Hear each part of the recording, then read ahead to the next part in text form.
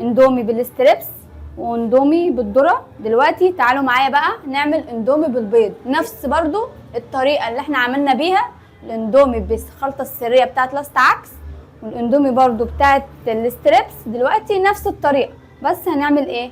هنحط البيض على الاندومي كده مع الذره ومعاها التكه الاخيره البقدونس. دي طعمها فظيع فظيع جدا جدا، يعني احلى اكله. يعني هتيجوا تشرفونا هنا في الكافيه بتاع لاست عكس، واحلى اكل واحلى خدمه، يعني هتتبسطوا بيها. علشان نعمل ايه؟ الاندومي بالستريبس، ودي حاجه جميله جدا جدا وطعمها ممتاز جدا. وبعدين هنعمل دلوقتي الاندومي اللي بالستريبس. نحط برده شويه ميه. حطي الميه هنا الاول. نحط الميه هنا الاول، بعد كده نسيبها تغلي ونحط الاندومي بتاعنا عادي خالص زي ما بتعملوه في البيت. بس انتوا بتعملوه في البيت ايه؟ بتغلوا الميه وبعد كده تحطي على الاندومي في طبق او ايا كان وتحطوا الميه المغليه ايه فيه. لا احنا بنعمله بقى بطريقه تانية، بنسوي الاندومي زي ما انتوا حضراتكم شايفين كده. ميه بنص معلقه زبده. اي زبده، اذا كان زبده زيت سمنه اي حاجه عندكم. بس يفضل الزبده لانها بتدي ريحه احسن. الزبده طبعا بتدي ريحه احسن وافضل، بتدي ريحه قويه جدا ان انت تشتهي تاكلي الاندومي. وده طبعا بياخد وقت قليل.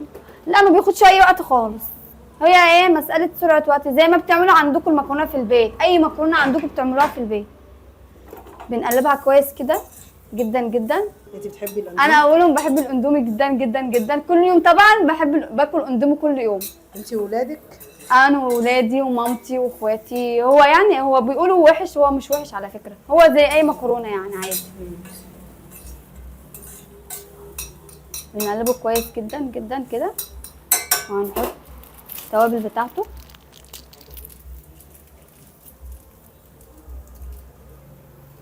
برضو ريحان.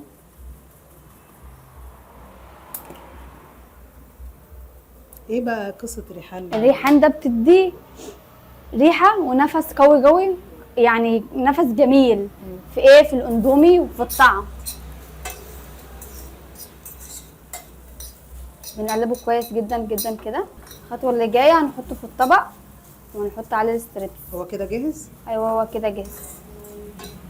ليه ما حطيتيش بقى خلطه سحريه ولا دي مذاق تاني؟ دي الخلطه السريه بتاعت لاست عكس، دي طعم تاني خالص.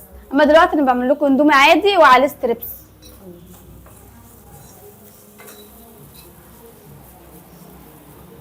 كده الاندومي بتاعنا استوى. دلوقتي هنحطه في الطبق بتاعنا.